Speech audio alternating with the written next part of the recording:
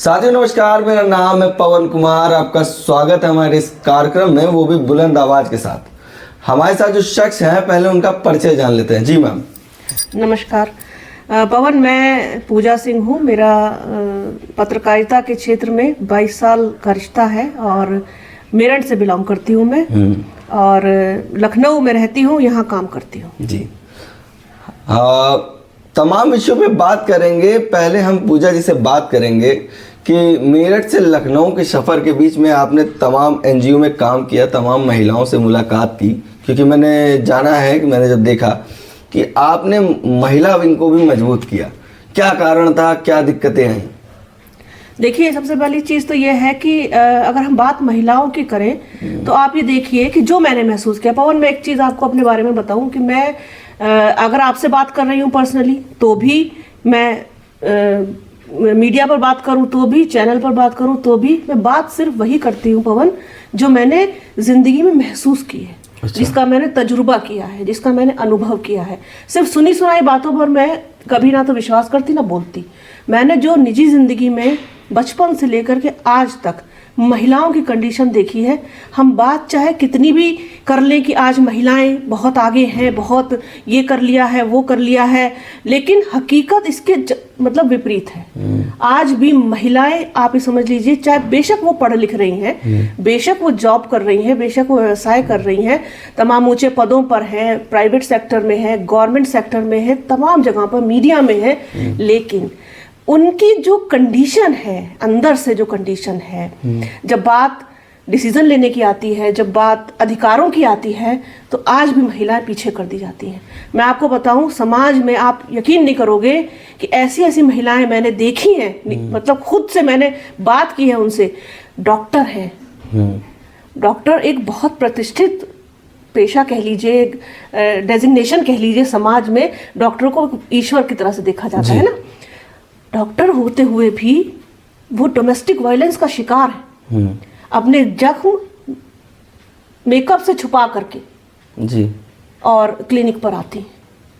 मतलब है ना? आपका कहना है कि उन लोगों के साथ भी शोषण होता है और अच्छी ठीक ठाक होता है। एक संभ्रांत परिवार की महिला से लेकर के और निचले तबके में तो देखिए शिक्षा का अभाव है, गरीबी है, तमाम तरह की और दूसरी असुविधाएं हैं, लेकिन वहाँ जो महिलाओं की कंडीशन है कि उनके पति शराब पीते हैं, जुआ खेलते हैं, उनको मारते हैं, पीटते हैं। यही सेम चीज ऊपर के पायदान पर भी आप देखेंगे, मिडिल क्लास में भी देखेंगे। तो महिलाओं के साथ सबसे बड़ी समस्या जो मैं आज मानती हूँ, जिसके पीछे मुझे लगा कि महिलाओं को अवेयर करने की बहुत ज़रूरत है। दूसरी चीज़ ये पवन, मैं आज इस आपके चैनल के माध्यम से और आपके इस यूट्यूब हैंडल के माध्यम से मैं ये चीज़ कहना चाहती हूँ, मेरे दिल की बात है ये, कि लड़कियों को आप पढ़ाइए, ठीक, लड़कियों को, लेकिन लड़कियों को ज़रूरत क्या है, जैसे जो मैंने खुद महसूस किया। फिर वही बात आ जाती है कि जो मैंने महसूस किया कि अगर टेक्निकल एजुकेशन लड़कियों के पास नहीं है तो फिर उनकी वो इंटर के बाद बीए, एमए, ये शिक्षा मुझे बिल्कुल व्यर्थ लगती है। क्योंकि इससे फायदा क्या है? इससे नौकरी तो वो कहीं पाती नहीं है जी। कोई टेक्निकल एजुकेशन हो, जैसे कि कोई पॉलिटेक्निक का कोर्स, कोई स्किल हो, या तो फिर बीटेक करें या फिर कुछ एमबीए वगैरह करें या इस तरीके, तब वो जॉब के लिए फिर या फिर बीएड और इस तरीके की कोई चीज़ करें। अब हर परिवार की लड़की वहाँ तक पहुँच भी नहीं सकती। लेकिन फिर क्या बात आती है कि लड़कियों को पढ़ा दो, पढ़ना ज़रूरी है, ग्रेजुएट होना ज़रूरी है, लेकिन वो ग्रेजुएशन और वो पोस्ट ग्रेजुएशन, जब मैंने भी बीए एमए किया तो मेरे लिए व्यर्थ था वो। मैं उसके लिए, मुझे कहाँ नौकरी मिलती कहीं से भी। तो मैंने फिर मास कॉम किया। मास कॉम करने के बाद ही मेरे हाथ खाली थे। मास कॉम मैंने 2001-2 में किया था। मैं महात्मा ज्योतिबा फुले रोहिलखंड विश्वविद्यालय कैंपस से मैंने मास कॉम किया और इलेक्ट्रॉनिक जर्नलिज्म में किया।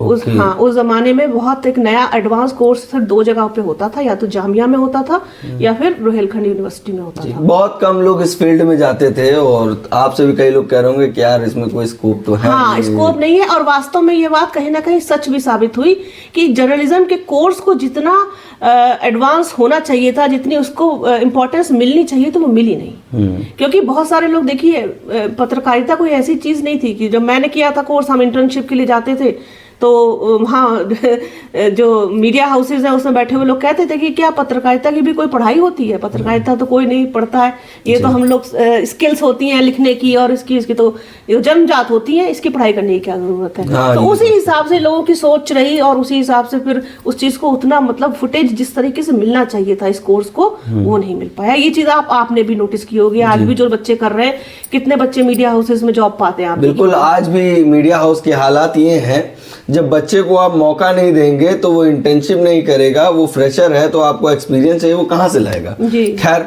आपने बात की महिलाओं की, तो आज भी आप देख रही हैं वो कौन सी महिलाएं हैं जो आपके साथ काम करती थी, जो मतलब जो इस एनजीओ में जुड़ रही थी, क्या दिक्कतें थी और क्या मिशन था इस एनजीओ का? हाँ, देखिए मैंने 2016 तक मैंने जॉब करी।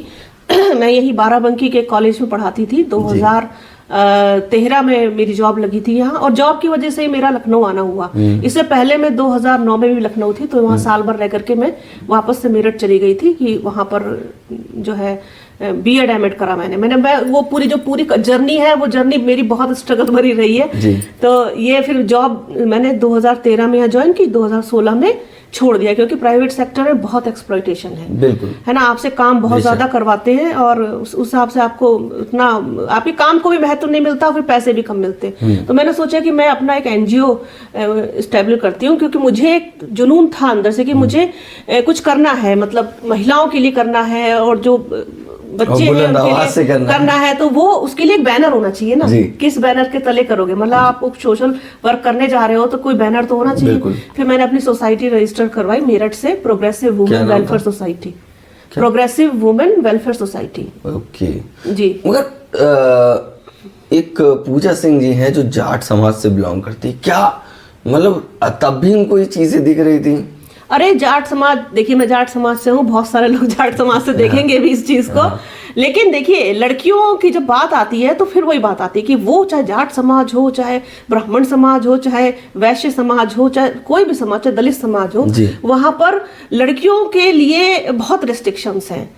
मतलब आज तो फिर भी लड़कियां अपना कोई डिसीजन लेने के लिए स्वतंत्र हैं, लेकिन जब जिस टाइम पर हम बहुत यंग थे, 22, 23, 24 साल की, आज 46 ईयर्स की मेरी एज है, उस समय पर तो बहुत डिसीजन थे। और मैं आपको एक बहुत अपने एक व्यक्तिगत डिसीजन के बारे में भी बताऊंगी। देखिए मैं जिस समय पर बिलोंग करती थी उस टाइम पर से आप ये देखिए कि मैं जाट समाज में होते हुए भी मेरे परिवार ने इतनी स्वतंत्रता मुझे दी, जो आज के टाइम में भी किसी लड़की को बहुत मुश्किल से मिलेगी। मैंने अपने जीवन में एक फैसला लिया था, मुझे शादी नहीं करनी है।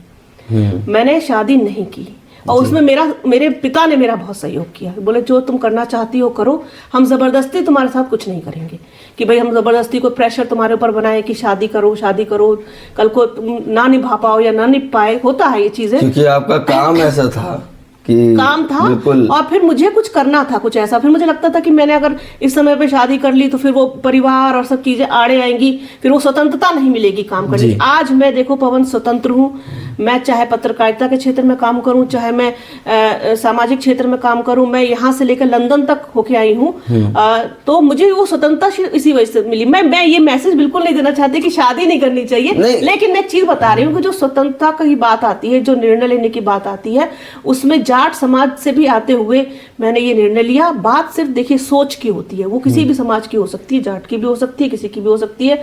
जो अपनी बेटियों को निर्णय लेने की स्वतंत्रता देते हैं वो बहुत कम लोग हैं। मतलब पूजा सिंह जी का कहना है कि आपके विचार जो हैं वो पेरेंट्स के साथ शेयर करिए, कहीं ना कहीं समझेंगे, मगर शेयर करना भी नहीं चाहते। और वो सुनना भी नहीं चाहते। और भारत का जो संविधान है वो आपकी बहुत मदद कर रहा है, हमें लगता है।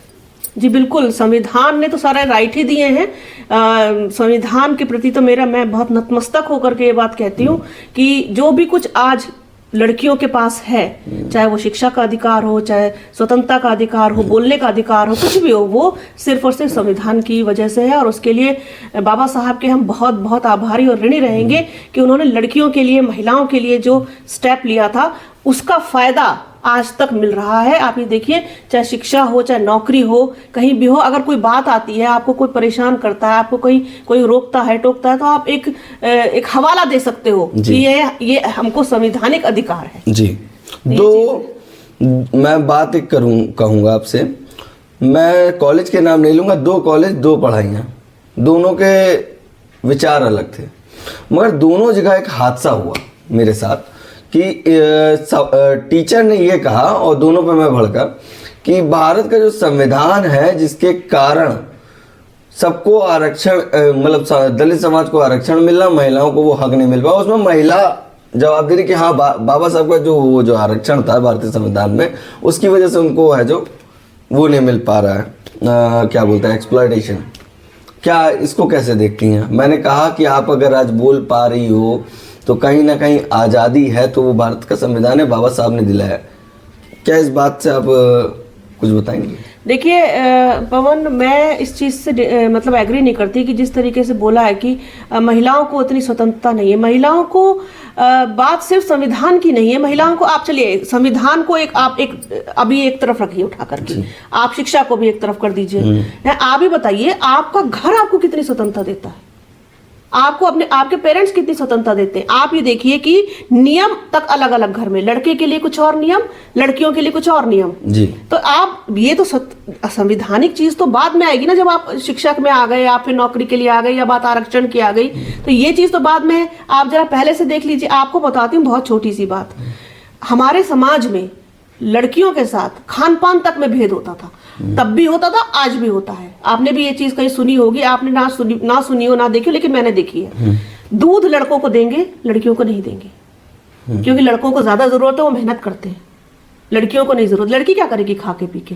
आपने देखा होगा, अगर आपको याद हो, दूरदर्शन पे पहले एक ऐड आया करता था जिसमें लड़कियों के खान पान के भेदभाव पर उन्होंने वो ऐड बनाया था कि नहीं, लड़कियों को भी उतनी जरूरत है खान पान की।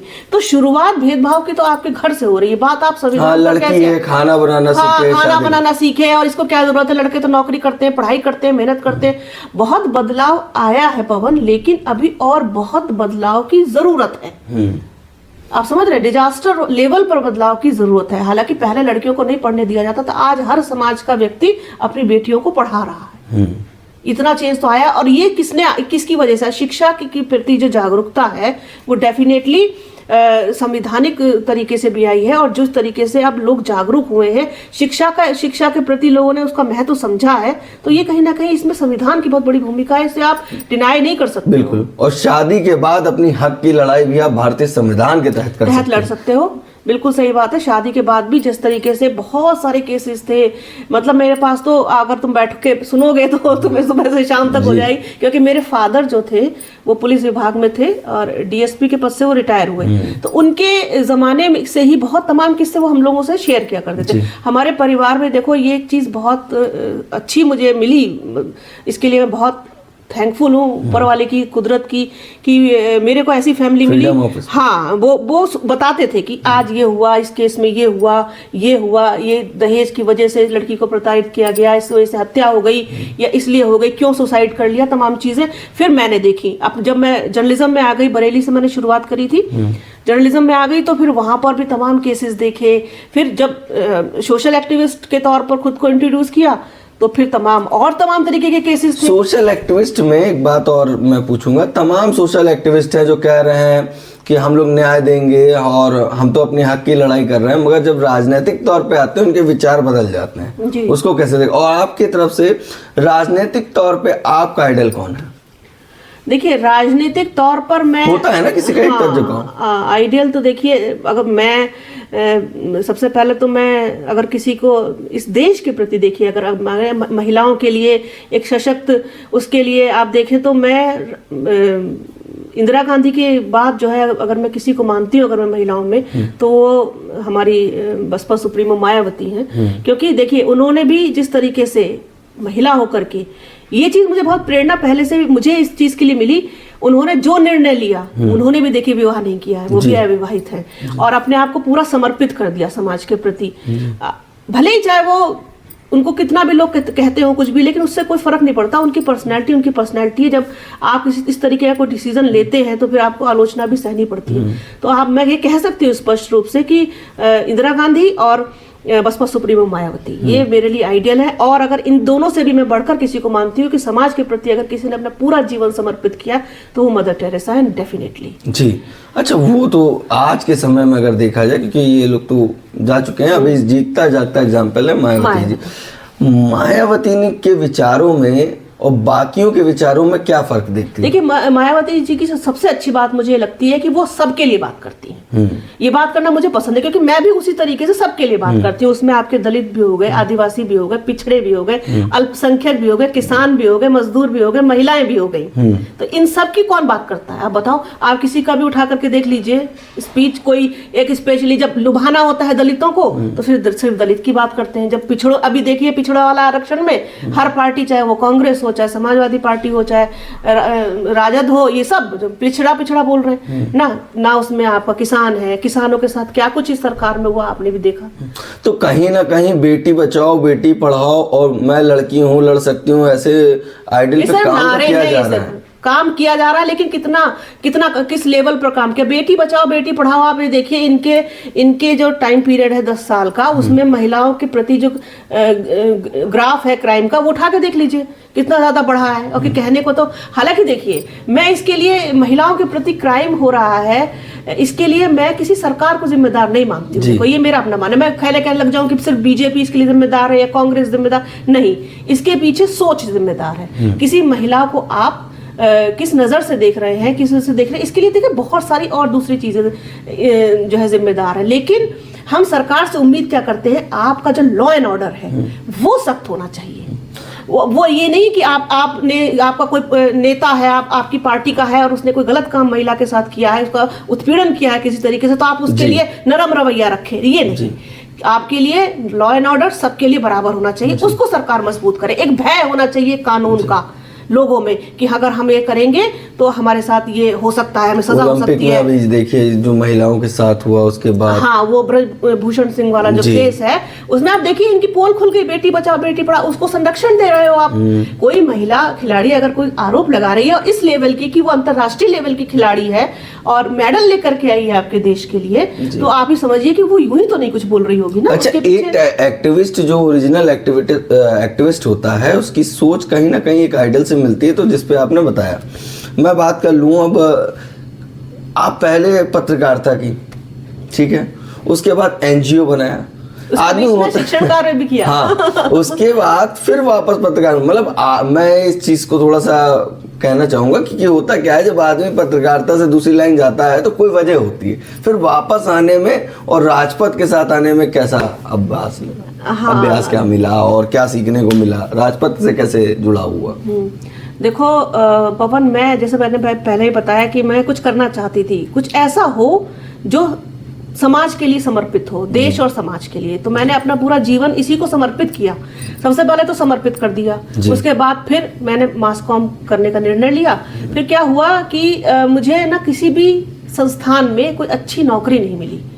अब तुम ये देखो कि माता पिता भी एक टाइम तक इंतजार करेंगे कि भाई कोई अच्छी नौकरी मिले, या फिर नौकरी करो या फिर शादी करो, दोनों में से एक काम में काम तो करोगी, ये तो तुम भी जानते हो। अब मैं टालती रही कि अब मिल जाएगी तब मिल जाएगी, कहीं मिली भी तो 1000 की, 1500 की, 2000 की, 800 की ऐसी नौकरी बरेली में। हाँ, अब तुम सोचो। फिर मैंने कहा कि नहीं, मुझे थोड़ा समय और दीजिए, मैं एक बार और ट्राई करती हूँ। फिर मैं लखनऊ आई। लखनऊ में आकर के मैंने, आपने जो अभी देखा होगा 4 PM है, जो 4 PM चैनल है, इसके जो मालिक हैं संजय शर्मा जी, इनको मैं दादा बोलती हूँ और बहुत रेस्पेक्ट मैं उनकी करती हूँ, क्योंकि उन्होंने बहुत पहले से जब अपना वीकेंड टाइम्स एक करके वीकली अखबार निकाला करते थे तो वो मेरे आर्टिकल छापते थे। मैं बरेली से उनको लिख करके हाथ से आर्टिकल बाय पोस्ट भेजती थी। इतना अच्छा आर्टिकल लिखने के बाद भी 800-1600 मिल जाता है। और 4 PM ने और मैं तुम्हें एक मजेदार और बात बताती हूँ। मेरे सामने एक ये बहुत एक्सपीरियंस, क्योंकि इसे सब लोग देखेंगे सुनेंगे। दैनिक जागरण में मैं अपना बायोडाटा देने गई थी, बरेली के दैनिक जागरण में। वहां पर उनकी जो पॉलिसी थी उसमें लड़कियों के लिए एंट्री नहीं थी। अब तुम सोचो कि उस जमाने में मीडिया में लड़कियों की, खास तौर पर अगर हम प्रिंट मीडिया की बात करें, तो लड़कियों को वहां काम करना लोग पसंद नहीं करते थे, गंवारा नहीं करते थे। किस समय की बात? ये बात है 2003 और 4 की जी, 20 साल करीब मान के चलो। दैनिक जागरण में अपना बायोडाटा देने गई। वहां का जो रेजिडेंट एडिटर थे, उन्होंने मेरा, पवन सक्सेना नाम था उनका, उन्होंने पवन सक्सेना, पवन से ही मिला दिया जी। हाँ जी, पवन सक्सेना नाम था उनका। उन्होंने मेरा बायोडाटा फाड़ करके डस्टबिन में फेंक दिया। मैं उठ के आ गई। मैंने कहा ठीक, कोई बात नहीं, मुझे अपने आप को प्रूव करना है, तो मैं फिर मुझे किसी आपके दैनिक जागरण की जरूरत नहीं है, मैं फिर कहीं और जो है होना होगा वो होगा, डेस्टिनी आपका सब कुछ लिख देती है। खैर इस तरीके से सब चलता रहा। फिर मेरी बात हुई संजय शर्मा जी से। संजय शर्मा जी ने कहा कि तुम लखनऊ आ जाओ और यहाँ आकर के मेरा ऑफिस देखो, ये काम कर देखो, यहाँ करो काम। फिर मैं 2009 में लखनऊ आ गई। 2009 लखनऊ में एक कार्यक्रम के दौरान सर से मेरी मुलाकात हुई। अच्छा। हाँ, तो उसके बाद फिर बस उसके बाद मैं 1 साल यहाँ काम किया संजय शर्मा जी के साथ वीकेंड टाइम्स में। फिर मैं वापस चली गई क्योंकि फिर वही बात आ रही थी कि पैसे भी कम थे, फिर दूसरी जिम्मेदारियां भी थी, भाई बहनों की भी थी। माता पिता ने ये कहा कि भाई तुमने नहीं करनी शादी तो पर इनकी तो हमें करनी है, तो वापस आकर के भाई थोड़ा सा देखो, हमारा हाथ बटाओ। तो मैंने फिर वहां जाकर के ये किया कि पापा बोले कि अपनी लाइन चेंज करो, तुम जो है मीडिया में तो बहुत सक्सेसफुल हो नहीं पा रही हो, तो तुम अपनी लाइन चेंज करो। मैंने अपनी लाइन चेंज करी, फिर मैंने बीएड किया, एमएड किया। उसके बाद क्या हुआ, जैसे ही बीएड किया पवन वैसे ही ये टेट ले आए, टेट टीईटी जो होता है। अब वो टीईटी नहीं निकाल पाई मैं, मतलब हाँ, एमएड भी कर लिया। अब मैं सोचती थी कि भाई अच्छी जॉब मिल जाएगी, लेकिन वो भी नहीं मिली। फिर मैं लखनऊ में अप्लाई किया तो यहाँ पर जो है 2013 में मुझे कॉलेज में जॉब मिल गया। फिर यहाँ आ गई, आकर के फिर वो 3 साल बाद छोड़ दी। फिर एनजीओ बना लिया, थोड़ा साल एनजीओ में काम किया। फिर जब कोविड आया तो फिर क्योंकि मैं लखनऊ में ही थी, तो फिर सर ने कहा कि 4 टीवी शुरू कर रहे हैं हम, और तुम एंकर के लिए देखो अगर तुम कर पाओ तो। फिर वहाँ पर कुछ दिन काम किया और एंकरिंग की, उसमें समाचार पढ़ती थी, बहुत सारे लाइव भी गए उस पर। उसके बाद फिर धीरे धीरे करके फिर ये हुआ कि यूट्यूब पर जैसे सब आ रहे थे, हम भी आ गए यूट्यूब पर, बुलंद आवाज के साथ। हाँ, बुलंद आवाज के साथ आ गए। फिर राजपथ से भाई ऑब्वियसली भाई हमें अगर करना है तो हम सर के साथ तो रहेंगे ही और राजपथ पे काम करेंगे। नहीं तो सर के साथ जुड़ने का जो मायना रहा, क्या हुई बात, क्या ऐसा इंसिडेंट था जिसके बाद सर से काफी आपको एक्सपोजर भी मिला, आपने उनसे जो पिछली मुलाकात? हाँ, देखिए सर के साथ काम करने का सबसे बड़ा चीज तो ये है कि स्वतंत्रता है काम करने की। ओके। वो ना कभी ये नहीं कहते कि नहीं इस टॉपिक पे मत करो या इस पर मत बोलो या सरकार के खिलाफ मत बोलो या ये पॉलिसी है, ऐसा कुछ नहीं। फ्रीडम है काम करने की। और साथ साथ ये है कि हम इसमें अपने निर्णय मैं खुद ही ले लेती हूँ तो भाई सर से मशवरा करना है वो है जिस टॉपिक पर, बट फ्रीडम है काम करने की, कोई प्रेशर नहीं है। इसलिए इस पे राजपथ पर जुड़ने का ये रहा। फिर सर ने एक चीज और सलाह दी कि जैसे मैं सोशल इश्यूज पे ही सब वीडियो करती थी, उस पर कोई देखता नहीं था क्योंकि सोशल प्रॉब्लम्स इतनी सारी हैं। पवन अगर बात करना शुरू करें तो खत्म नहीं होंगी। तुम भी जानते हो पत्रकार के लिए, और पत्रकार के लिए होना भी सोशल इश्यूज ही चाहिए। लेकिन अब क्या हो गया, इंटरेस्ट सबका पॉलिटिक्स में हो गया है। हर आदमी पॉलिटिक्स पे बात करता है, चाहे ट्रेन में चले जाइए, चाहे बस में चले जाइए, चाहे आप ढाबे पे टपरी पे बैठ जाइए, वहां आपको राजनीतिक चर्चा ही मिलेगी। फिर मैंने भी अपने आप को थोड़ा थोड़ा सा पॉलिटिक्स की तरफ मोल्ड किया, जानना शुरू किया, जानकारियां लेनी शुरू की, पढ़ना शुरू किया, सुनना शुरू किया, तो थोड़ा थोड़ा पॉलिटिक्स के बारे में सीख गई हूँ। जी, क्योंकि कहा जाता है, कांशीराम साहब ने कहा था, शासन सत्ता वो चाबी जिससे कोई भी ताला खोला जा सकता है। इसलिए राजनीतिक तौर पे आदमी इसलिए ज्यादा देखता है क्योंकि अगर राजनीतिक तौर पे आपका जो राजा है वो सही होगा तो आपके लिए निर्णय भी अच्छे लेगा और सोशल इश्यूज जो मामले होते हैं वो कम होंगे। हमको लगता है इसी कारणवश लोगों का इंटरेस्ट उधर बन गया। क्योंकि आज का जो समय है, क्या लगता है आपको कि किस विषय पे सबसे ज्यादा दिक्कतें आ रही लोगों को? राजनीतिक रूप से? हाँ, राजनीतिक रूप से दिक्कतें सबसे ज्यादा तो मुझे लगता है कि लोग जो है मुद्दों पे बात नहीं करते। तमाम टीवी चैनल तो चला रहे, काफी मुद्दे हैं, चाहे वो अब तो भाजपा ने कहा है कि हम लोगों की राय ले रहे हैं, एक बॉक्स बनाया है उसमें लोगों की राय लेंगे, क्या दिक्कतें आ रही है उस पर काम करेंगे। नहीं, भाजपा तो बहुत कुछ कह रही है। मेरे अभी व्हाट्सएप पे मैसेज आया है कि विकसित भारत में हमने ये योजनाएं लागू कर दी हैं, ये क्या इसका लाभ दिया है, आप इस पर अपनी प्रतिक्रिया दीजिए। अभी मैसेज आया है मेरे पास जी, इस पे जियो वाले व्हाट्सएप पे। लेकिन धरातल पे कितना काम है ना, आप धरातल पे उतर के देखिए। नहीं तो अब राय ले रहे हैं ना, 10 साल हो गए उसके बाद। आप तो चुनाव के समय क्यों राय ले रहे हो? मेरा मानना तो ये है, अब आपको याद आई ये राय लेने की। अच्छा, मैं आपको एक और मजेदार बात बताती हूँ। पर्सनली मैं एक अविवाहित महिला हूँ, ठीक? मेरे पास कोई सरकारी नौकरी नहीं है जी, मैं सरकारी कर्मचारी भी नहीं हूँ, मैं कमाती हूँ, खाती हूँ। अगर मैं किसी योजना का लाभ लेने जाती हूँ, गवर्नमेंट की योजना का, तो मुझे तमाम 10 तरीके के कागजों की फॉर्मेलिटी थमा दी जाती है जी। किस लिए भाई? मेरे नाम के साथ ना तो मेरे पति का नाम है, ना मेरे पिता का नाम होना चाहिए। क्यों होना चाहिए भाई? उनकी पेंशन मुझे थोड़ी ना मिल रही है, बिल्कुल सही बात है। तो मैं तो कुछ भी नहीं हूँ ना, मैं तो अलग हूँ ना, फैमिली से अलग। मेरा तो जीरो है, मेरे पास मकान नहीं, कोई संपत्ति नहीं, कोई और चीज नहीं। मेरे जैसी कितनी महिलाएं होंगी जी, भले चाहे वो अविवाहित हो या फिर विधवा हो या फिर तलाकशुदा हो, तमाम महिलाएं हैं। कितनी महिलाओं को लाभ मिलता है? आप हमारे जैसी महिलाओं के लिए कुछ योजना लेके आए, कुछ उनको आर्थिक सहायता दें। यदि आप वो अपना काम करना चाहती, अभी मैं इसका भी उदाहरण आपको दूंगी, क्योंकि मैंने आपसे शुरू में बोला था, आज भी अभी भी बोल रही हूँ कि हर चीज मेरे पास तजुर्बे के कारण इकट्ठी हुई है। मैंने 2018 में एक व्यवसाय भी अपना शुरू करने की कोशिश की, शुरू भी किया पिंक सुरक्षा के नाम से। हमारे देश में आज भी बहुत सारी महिलाएं, क्या 58% से ज्यादा महिलाएं ऐसी हैं जो आज भी सैनिटरी नैपकिन यूज नहीं करती हैं पीरियड्स के दौरान। तो हमने सोचा कि इसको हम इसका काम करेंगे, इसको शुरू करेंगे और हम लोगों को, संस्थाओं को या मार्केट में इसको अवेलेबल कराएंगे कम दाम पर। तो मैं उसके लिए लोन के लिए अप्लाई करने गई थी जब प्रधानमंत्री जी ने मुद्रा लोन लॉन्च किया था। आप भी देखिए, मैं गई, किसी बैंक ने मुझे लोन नहीं दिया, 2 लाख रुपए का भी लोन नहीं दिया। कहते हैं कि आप गारंटी दीजिए, जबकि मुद्रा लोन में गारंटी नहीं थी। और मकान के पेपर रख दीजिए। भाई मैं कहां से मकान के पेपर रख दूं जब मेरे पास कुछ है ही नहीं? आपके पास कुछ है तो ही हम नहीं। जैसी कितनी सारी महिलाएं जो काम करना चाहती हैं, जो पैरों पर खड़े होना चाहती हैं, आत्मनिर्भर बनना चाहती हैं, लेकिन उनके लिए कोई सुविधा सरकार की ओर से नहीं।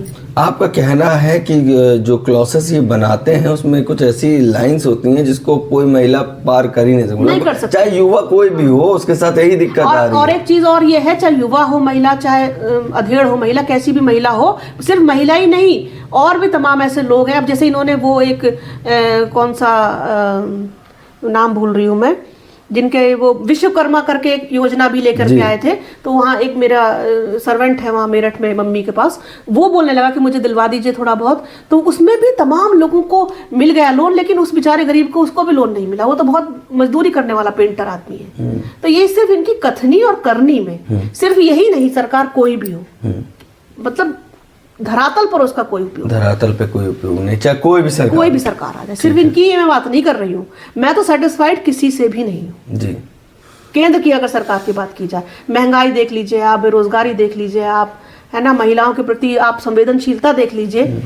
आज तो विपक्ष में भी तो सब ध्यान दे रहे हैं, कह रहे हैं कि हम महिलाओं के लिए, दलितों के लिए। हाँ, अब तो सब देंगे, चुनाव है ना।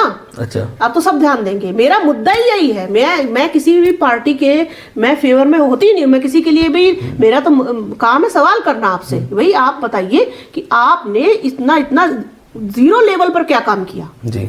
उन महिलाओं को क्या हुआ? भाई हमारी सबसे बड़ी समस्या तो है, मेरे पापा हमेशा कहा करते थे, जब मैं कोई आर्टिकल लिखती थी, वो हेल्प करते थे मेरी, वो ये कहते थे कि सबसे बड़ी समस्या इस देश की है जनसंख्या, और उस पर कोई बात नहीं करना चाहता।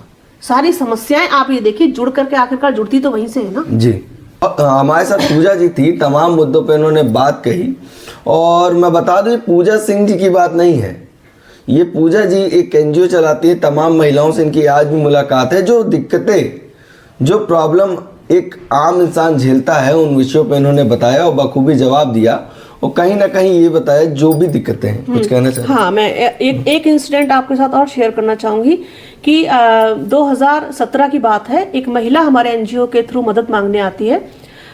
उसने बोला कि मेरा छोटे छोटे 2 बच्चे हैं, उनको लेकर के मेरा हस्बैंड ही गायब है कई साल से, 4-5 साल से गायब था। तो हमने एक एप्लीकेशन अपने एनजीओ के लिए ली कि भाई आप मदद के लिए एक एप्लीकेशन लिखो। उसने लिखी, आप ये देखिए, मैंने पूरा 2017 और तकरीबन आधा 2018 मेरठ से लेकर के लखनऊ तक उसको बराबर उसको मैं लेके आती थी, यहाँ डीजीपी ऑफिस में उसको पेश किया। लोकल स्तर पर एसएसपी से लेके थाना कोई सुनने को तैयार नहीं था। दरबार लगता है, सीएम जी के यहाँ दरबार लगता है। सीएम जी का दरबार अब में कितने लोगों को एंट्री मिलती है भवन, ये आप भी जानते हो, हम भी जानते हैं, ठीक है ना। तो मेरा कहने का मतलब ये है कि अगर वहीं पर उसी लेवल पर उसकी मदद कर ली जाती, उसकी बात सुन ली जाती, और मजे लेते थे पुलिस वाले। ये कहने में मुझे बिल्कुल भी गुरेज नहीं है कि सबसे ज्यादा स्तर जो खराब है वो पुलिस का है। पुलिस के पास जाने से लोग कतराते हैं, पुलिस की हेल्प नहीं लेना चाहते। वो महिला भी थाना स्तर से पे जाती थी तो उसकी मजे लेते थे, उससे मजाक करते थे कि अरे पति तो ले गया है बच्चे, तो क्या हो गया? अरे पति कैसे ले जा सकता है छोटे छोटे बच्चे? ये अधिकार तो संविधान क्या कानून ने किसी ने भी नहीं दिया। छोटे बच्चे तो माँ के पास ही रहेंगे ना, जी। और उसकी रजामंदी के बिना कैसे ले गया, ऊपर से गायब हो बच्चों गया। की रजामंदी होनी चाहिए कि वो किनके साथ हाँ, रहेंगे, सही और बात फिर वो गायब है, उसका कोई वो नहीं है। फिर एसएसपी के पास में लेके गई। एसएसपी का भी बड़ा गैर जिम्मेदाराना उत्तर था कि इसके बच्चे मैं कहाँ से लाके दूं। तो मैंने कहा मैडम ऐसा है कि इसके बच्चे हैं, वो महिला पुलिस, महिला एसएसपी थी, मंजिल सैनी, मैं मुझे नाम लेने में भी कोई दिक्कत नहीं है।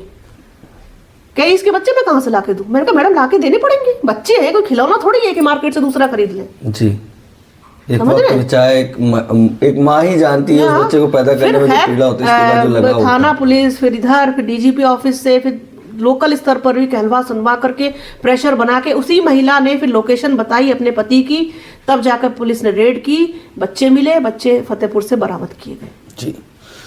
ये परेशानियां हैं आम लोगों के साथ, ये बहुत परेशानियां हैं पवन। तमाम विषयों पे बात हुई। वहीं पूजा जी हमसे शुरुआत में कही थी मैं ज़्यादा बोल नहीं पाती, मगर जब इंटरव्यू शुरू हुआ तो तमाम मुद्दों को वो सामने लाई। और राजपथ से इनका जो लगाव है, कहीं ना कहीं इनका कहना है कि राजपथ ने हमें वो फ्रीडम ऑफ स्पीच भी दी कि किस तरह से अपने क्राइटेरिया को बढ़ाया जा सकता है, और काफ़ी कुछ सीखने को मिला, और वो परिवार का भी सहयोग रहा। मगर वही एक बात ये भी कह रही, जाट होने के बाद भारत का संविधान इतना लचीला है कि हर महिला के लिए एक बहुत बड़ा योगदान देता है। बाकी कैसा लगा हमारा वीडियो ये आप कमेंट करके बताइएगा, और हमारे चैनल को अगर सब्सक्राइब नहीं किया तो ज़रूर सब्सक्राइब करें।